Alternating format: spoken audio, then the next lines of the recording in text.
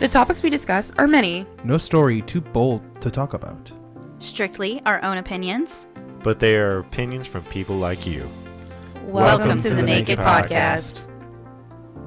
Hey everybody, we know y'all are getting tired of hearing everything COVID-19. So this episode we're going to talk about our favorite shows streaming currently. Yay! Yay! Sorry. What's up, cool lions and tigers? It's your DM Tech guy, Alan. I'm outspoken, good looking, and love to party and have fun. Am I Joe Exotic? Nah, it's your girl Norma. I'm broke as shit and got a lawsuit with that bitch down in Florida. Hey, it's Keelan. I will never financially recover from this. Welcome to the NAKE'd podcast. So to kick off this conversation, what were y'all's expectations going into Dave? Well, as a fan of Little Dicky, I was expecting him to be like cooler, but I think it was true to him of being that not your stereotypical rapper. And I really liked the character development. So it wasn't what I expected, but it was a good watch. So I initially heard about Dave a few months back, and I was really excited because Norma got me into Little Dicky. And my thought process was, oh, shit, this is going to be like a satirical take on his life. I'm fucking down. Even if it was a bomb, I'd still watch it through and then complain about it. But it wasn't. I loved it. I loved every second of it. It was hilarious. He encompassed how awkward his life can be, especially with his Little Dicky name tag as to how he acquired it. I wonder how true that is. But I liked it overall. So I think I'm probably going to be the opposite outlook compared to you guys because I don't listen to rap as much. So I think I've heard the name Little Dicky before, but I had no idea who this guy was. When I saw the show pop up on Hulu, I didn't even think it was a rapper. I thought it was like maybe something about a teenager who plays basketball. I wasn't sure. I just saw the fro and went with it. Nah, it's a Jewish white boy. Jewish white boy wannabe rapper. But I have fallen in love with this show, and I was amazed at how well he was rapping. Oh, I loved it. I mean, it was anything and everything I expected out of a Little Dicky. Like you were talking about how you expected him to be cooler.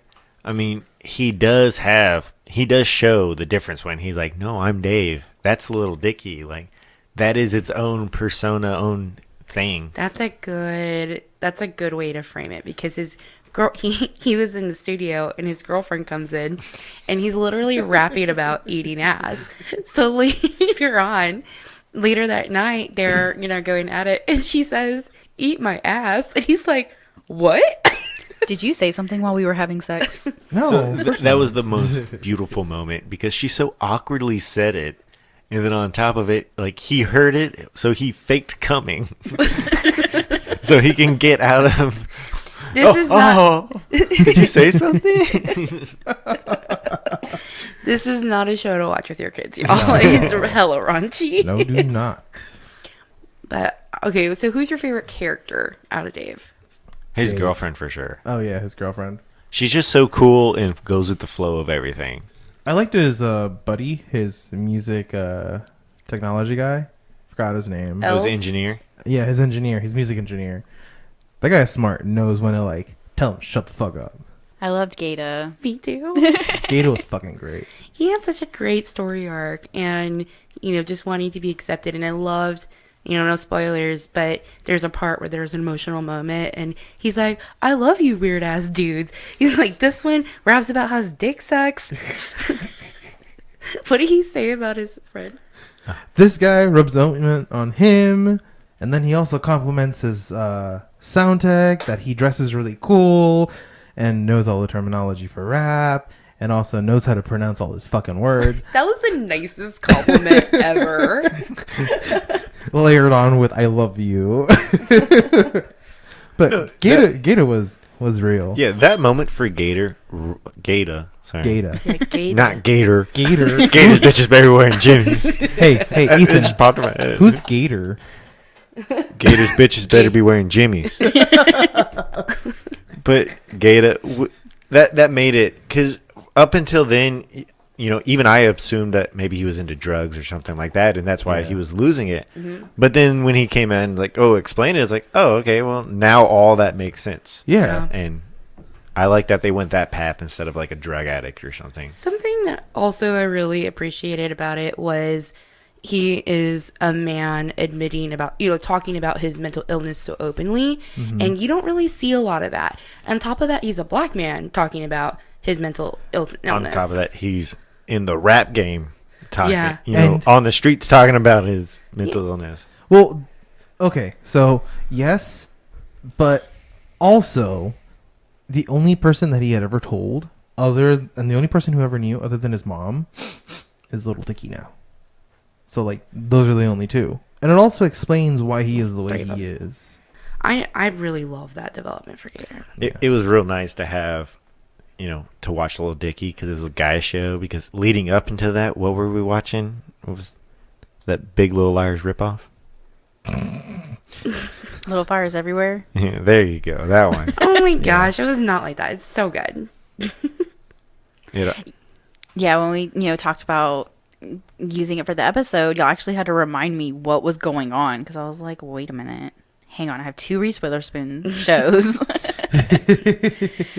But it's about this family who moves town to town because the mom's a struggling artist, and the girl is finding a place in this family that's dangerous to her and her mom, but none of it's intentional. And it's not even like dangerous. It's only the mother that's seeing it as a danger. I don't know. For me, though, what is the girl's name? Pearl? Pearl went through a very sudden transformation, I felt, because she went from being this very independent, created her own opinion girl to, I want to fit in. I want to kiss all the boys. I want to do this, to a very basic teenager. And I was a little sad at that, but I was like, that makes sense if she's been moving, from place to place. Well, not to mention, she's a teenager. I mean, I remember being that age and just wanting to fit in. And and now, your creative differences are much more celebrated than they were back then. But, she was a teen girl in the late 90s. Like, yeah, by the way, this is set in the late 90s. Like 94? Late 90s. Like, probably like 98, because... I'd say 96 or 97. No, I'm just glad to see Percy back. Percy? All my Dawson Creek fans. Oh. I was like, who? But how Pacey, cute... not Percy. Who? Pacey. His name is Pacey, not Percy. No, you're throwing us for a loop over there. I know. Might be, guys. Might be. You could really see everyone's point of view. That was interesting, but at the same time, you're just like, well, this bitch is kind of crazy. Oh, well, she's not as crazy as that bitch. Well, never mind, she is crazy. I don't know. There was a lot of going back and forth, and it was hard to get behind the story of that one person, get behind a side. I honestly thought, okay, correct me if I'm wrong, but I thought she may have been just slightly racist. And this isn't Wait, which one was me again? She's the mom. The Kerry black Washington. The black mom. Okay, yes. Yeah, exactly. Pearl's mom. Yeah. So I thought she was a little racist and a little bit too quick to judge their family and everyone that's in that community because she sees a Chinese baby who might belong to someone else, and she tries to like drive a wedge into that. When, let's be honest, the woman dropped her kid off at a fire station. Yeah. Like they used to do that in the 50s. And I mean, Norma and I got into a brief talk about it, and I said, if the mom just abandoned her there, she basically gave her up. Mm-hmm. She abandoned her, yeah. Exactly. She pretty much like gave away her baby for a better life. What is she gonna do at the end of this like thing? But spoilers, by the way. So after the fact. Well, okay. So what happens is she abandons her baby, and then the family that ends up adopting them is really good friends of Reese Witherspoon's family, Elena Richardson. So they are super happy. They try to conceive and, try to carry to term, and a traumatic thing happened. And then all of a sudden, they're like, hey, there's a baby up for adoption. Like, you need to take him immediately. So they've loved and cared for this baby for a year. And then for the mom to come back and say, like, that's my baby and fight for her, it's tough for me. Because I feel like you gave her up for a better life that she's obviously going to have. Like, she's in a better situation. Yeah. Like, than anything you could give her. Mm-hmm. So, yes, you are her mother, but but is that best for the child for you to take her back? Right. Yeah. It's like that's the ultimate sacrifice a mother can make to Yeah. give up her baby. That's the ultimate thing you can do for your And she kid. only ends up pursuing custody because of the other lady kind of, manipulated her into doing it just to hurt the other family. And see, that's where like, like that. that's where it comes around. Like, I think she's kind of racist because of it, or at least like showing some sort of hatred towards them. Maybe Definitely. racism isn't the correct term. Yeah, for it. I saw the whole her pushing her to get custody back was vindictive the whole time. And the real question is, why is she being vindictive towards this random white family to a random white woman that gave her a home? Because that random white family was, in her opinion, trying to steal her baby or her daughter. Okay, here's another thing about that. I don't think Pearl is Mia's. Why? Oh, There was a cutscene back in like 92, and it showed the car that Mia drives. The baby's in the back seat, and the mom is like a prostitute in the front seat. But that woman was not Mia. It was somebody else. No, that was Mia. No, what was it? Yeah. It did not look anything like her. Yeah, that was her. Okay, I'm gonna go Sorry. back and look. so there was But- that cutscene. If I can, there was that cutscene that kind of made me think that, because I thought it wasn't her, also. But there's another cutscene where she's dreaming, and her daughter's outside about to get into a car with another random white woman. Oh, the mother of the adopted kid. Reese Witherspoon. No, it was the other one, Oh. that her friend. Oh, her friend. That's who was in the car. I thought it was someone else. In the No, car. it was her. It was her. Oh, Linda, I think her name is. yeah. A Little Fires Everywhere was really good. I think it was just a strong testament to motherhood and, doing what you think is the best for your kids. I don't know. I liked it, and I definitely recommend it. It's on Hulu. Yeah. So, talk about one show that has a lot of fires everywhere. Who here loves #vote for Joe? I love that I hate it. The Tiger King, y'all. It was a train wreck. It was a train wreck that you just could not look away from. That was a direct quote from the show, from the series itself. His campaign announcement is the reason you need to watch the show. The entire time through episode 5, Ethan is like, well, hell yeah, I'll vote for him. And then, like, you kept getting to, like, the end of the episode, and they bring up the campaign again. He's like, well, I don't see nothing wrong. Come on, let's vote. He pulled 19% Oklahoma, y'all.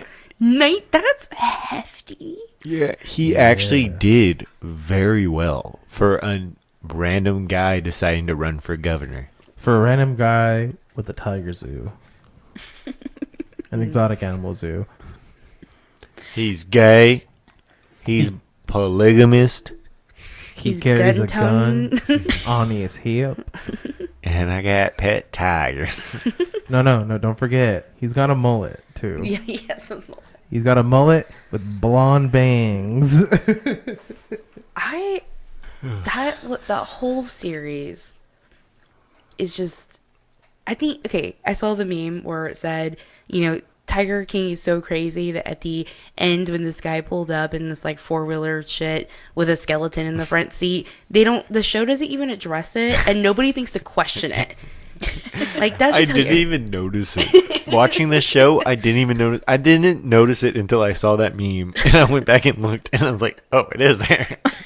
I noticed it only because of the meme. But at this point, I don't know, because I'll never have the moment of, oh, I'm watching it for the first time. Is there a skeleton? I don't know. I saw the meme of home dude on the jet ski, and I could not wait until I found that scene.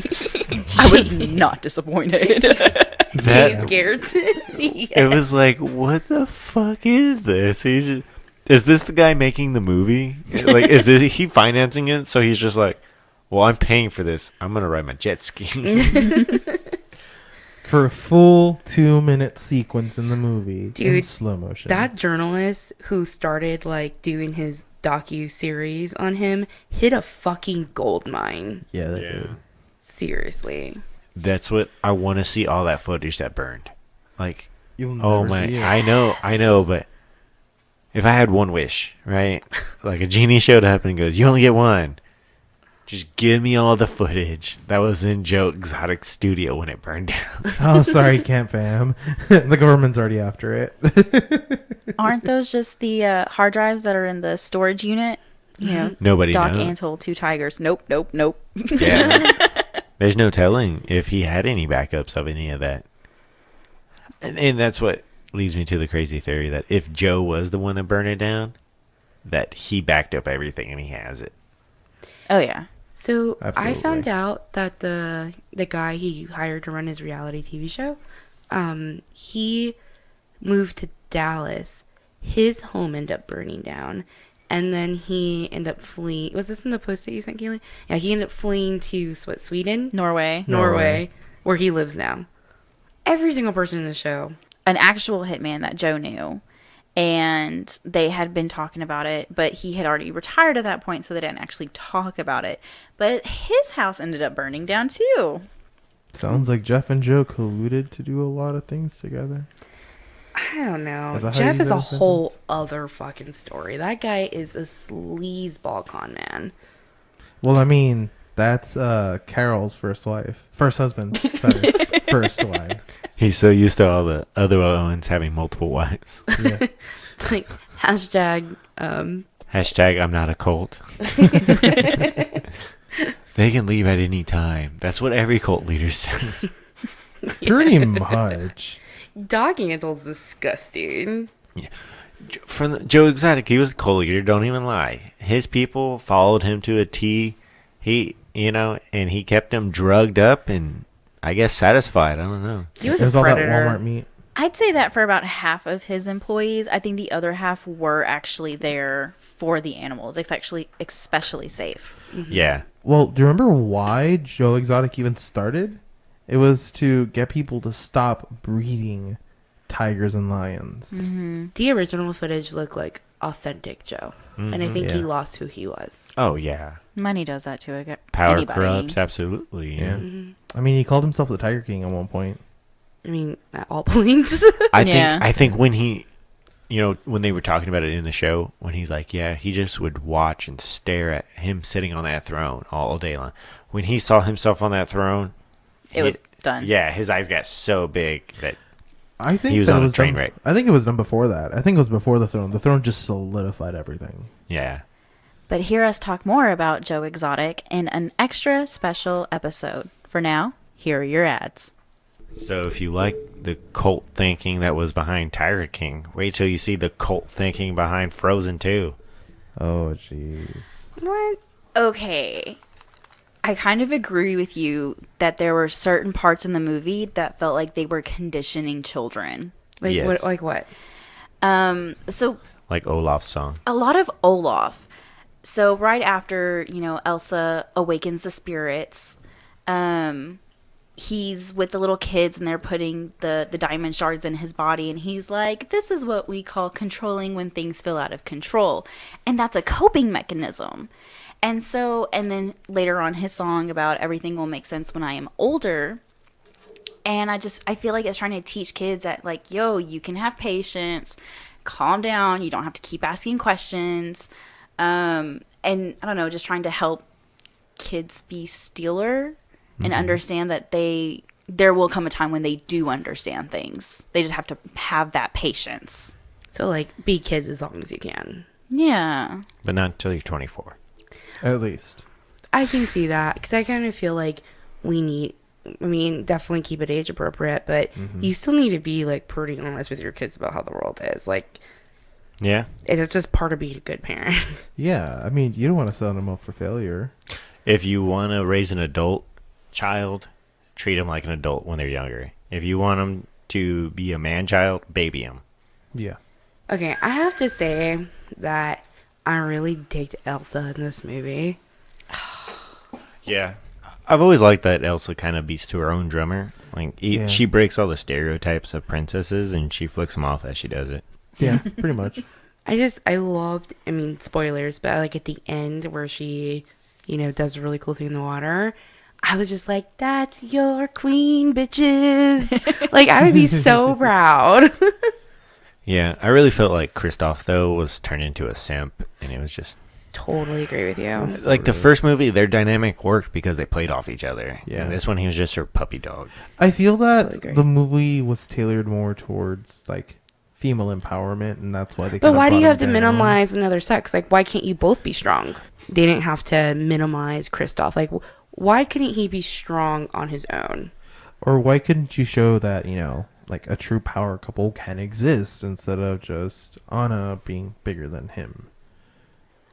Okay, but for real, guys, I loved his power ballad. Oh my god, it was so good. It was... Oh, my God. It's It went on everything. way too long. It was it was such a 90s I agree with you. music video. Like, it was funny for the first verse or so, and then it was like, okay. This is like a full fucking music video. I guess he didn't get enough in the first movie. That was 5 minutes of my life I'll never get back. I'll be honest, I tuned it out the entire time. It was so funny though. I liked it. I mean, it was long. I will admit that, but it was funny. It was cute. That's super cute. It was kind of a call to us, like older Disney kids, right? Who grew up with. I don't know. That felt like a low before my time. So this is definitely You're off on me. topic. I have this theory. Everybody's mimicking 80s movies. Pretty much. Why do you think that? Oh, because, like, all of the movies lately, like Spider-Man, Homecoming, like, all of the new movies have this 80s type feel to them. 'Cause Very it's like easy- Molly Ring Wildly. It's cheaper for Disney to reuse ideas than it is to come up with new ones. Because then they have to register those Yeah. ideas.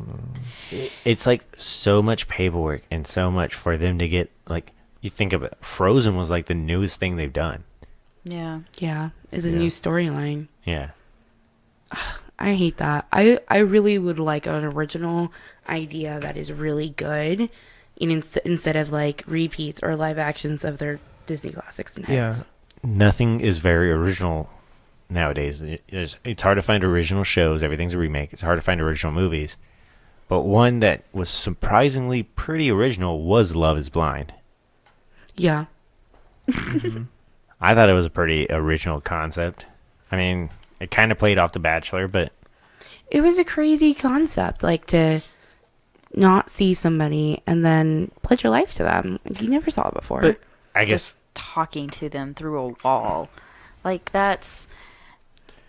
that's the same as, 15-year-old laying in their bed with their phone talking to somebody. I mean, it brought you back to those days, Yeah, that's a good point. your texting days. Mm-hmm. The intimacy. The beginnings of a relationship, maybe. But goddammit, that bitch Jessica. Straight to it. So the show, they all sit in pods and talk to each other, and then at the end of the week, they get to decide if they want to marry, or they get to pick who they want to marry, and then they move in for a month. And at the end of the month, if they want to still get married, they say yes at the altar or no at the altar. Some said yes, some said no. Nah, bitch, Jessica. So help me out here. Which one is Jessica? Okay. So She was- go ahead. No, you're good. Jessica was the 34-year-old who had a baby voice the whole time. So Oh, her. I get my theory that some of them were, or most of them were either like e-girls or e-guys. From their house visits, Yeah. of all like their picture shit and cameras. Yeah. Yeah. I agree. Like, could you not? Like, I'm surprised someone hasn't pulled up like some MILF porn of Jessica or some shit already. I think like from the get-go, like she wanted Barnett so bad, and then he ended up proposing to Amber. But that was kind of her fault. I mean, she could have chose like. Wait, don't we hate Barnett? I guess I felt Barnett chose Amber because it was like, but Jessica fell off, so he had LC or Amber. Yeah, I agree. And Jessica had like this vision of like, this is the guy that I'm supposed to be with. So then when that like out the door, she flipped back to Mark, and this poor Mark. Imagine if Sweet Mark baby and Mark. LC got together. They would have been perfect. That would have been perfect. So Mark was a really nice guy from Chicago who was like, I love you. And she didn't want to be with him the whole season. Yeah, she only chose to be with Mark because he also lived near her. I think that was the deciding factor for her. And then she regretted it. And so then, like, after everybody met and they all came together, and anytime she started drinking, she would go up to Barnett in person and be like, "Are you sure, baby?" What is Are she, you bitch? kidding me? Oh, yeah. Yes. She's a messica, as Lauren would say. Oh, my God. She was a hot fucking mess, a train wreck. She just looks like an old bitch that can't hold her wine. I just wanted to see that cat fight so bad. Dude, I'm so proud of Amber for not throwing fists. Like, that's some real self-control. Dude, I expected it. I kind of wanted it to happen, but in the reunion, Amber calls out Jessica and says, "I don't appreciate you coming up to my husband and da da da da da da," and then turns around and says like, "And you have a fiance who's my friend. You're shiesty." And Jessica just like she took it. And she said, "I apologize. Like, I have nothing She but couldn't respect." deny any of it. No, Damn. she couldn't. I looked on her Instagram, and there are so many people that are like, "I support you, Jessica." Fucking why? Hoes stick together. I mean, I guess because I'm not a hoe. Like, I mean, that's why I'm not sticking with her. But all she wanted was for 15 minutes of fame, and to go to Mexico, and to go do all this other shit. Yeah, she didn't care. She knew that Mark adored her, and she took advantage of that. Yeah, when she saw that little tiny fitness model male stripper. I swear he was a male stripper. He's a class act, though. I was reading an article that he did with Entertainment Weekly, and they asked him about Jessica, and he was like, I just wish her the best, and I'm just so glad that I got through this with anybody. It was her, and I still care about her. Aww. He's like the nicest fucking guy. He deserves better. But the real thing was, did you see coming with Kenny and Kelly? No. Well, I got the vibe when they were talking, like, he's like, "We've never had sex," and blah, blah, blah. Mm-hmm. And, like, her reaction and his reaction, like, in those moments, you had the other couples going through and showing and actually had emotions and blah, blah, blah. And she was just so cold. It was like, she was just so cold and, like, she didn't care. Mm-hmm. And then on top of it, they really didn't show them at all. Like, once they left the pods, they really didn't show them anymore. No. So it made you think that they had, like, a solid foundation. Yeah. What about Gigi and Damon? Oh, my God. That caught Gigi is me crazy. so off guard. But at the same time, I think that was the best call. Mm-hmm. And they went home and had fucking crazy-ass sex that night. They did. Probably. But she's crazy, though. She's, that crazy hot scale. She's crazy. Yeah. And she's really good looking. So probably. My favorite breakup was Diamond and what was his name? Carlton. My favorite breakup was Diamond and Barnett. He's the one that says he's like, "Oh, your name is Diamond," and she's like, "No, not like a stripper." I remember that. I thought you didn't like Barnett because he was a sleaze and he wanted girls. Yeah, that. no, I don't like Barnett. No. I think I think he just got bullied into this, and he's like, "All right." Do y'all think it was karma that he got Amber with her negative finances? Oh my God, so stressed out. Yeah, no.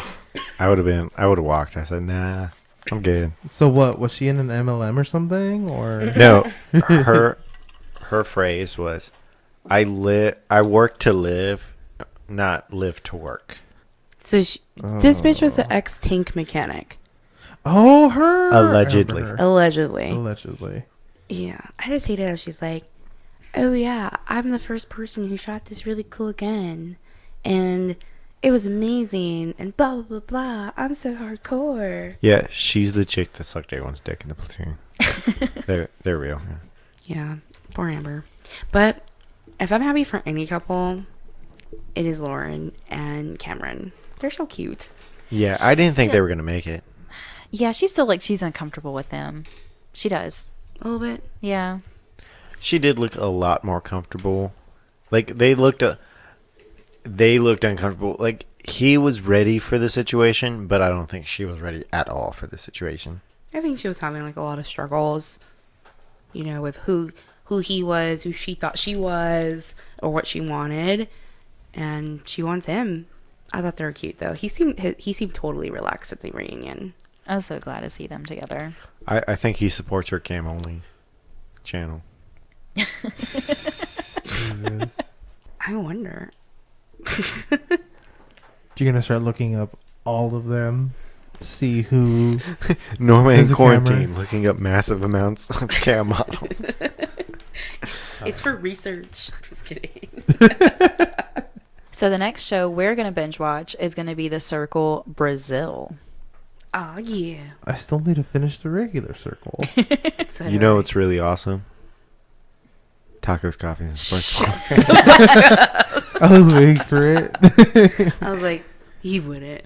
Yeah. He would. I just couldn't get into the Circle Brazil like right off the bat. Their kind of personalities were annoying.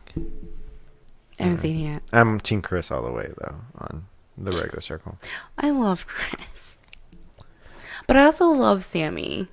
Nah, I love Sammy. it's all my boy Shuby. Oh, yeah. No, Shuby's number one, for sure. Shuby. Yeah, I feel like Shuby gets a lot of cred for who he is, but it's because he's kind of like a nerdy, picked on person, so everyone's nice to him. Oh, but Joey. I don't think Shuby played a good game. No. He was a nice guy, but Joey played the best game. Like, Team Joey for life. He should win $1 million. I love Joey. Joey's great. I'd be his friend. I'd be like, dude, you're a little crazy. But I'd Like, be Joey's his the type of guy that's going to message you at 6 o'clock every Monday. Nice dick, bro. friend. Yeah, you Just to be a bro. Alright, guys. Well, we hope that you're staying safe with everything crazy going on out there. Hopefully, these episodes helped give you a little bit of an escape. For our YouTube fans, make sure to like and subscribe, or even just like. It's cool if you don't subscribe, just come back. 'Cause No, we have definitely other subscribe. episodes. If you're our listeners on Apple Podcasts, give us that 5-star rating. I just shared our podcast with my mom again, so hopefully she catches up. Hi, Karen. Hi, Hi, Karen. Karen. We're sorry for the things we said in earlier episodes about Karen. I regret nothing. Thanks everyone for listening. Catch us every Friday. Bye. Peace out. Bye. This is an official Millennials production.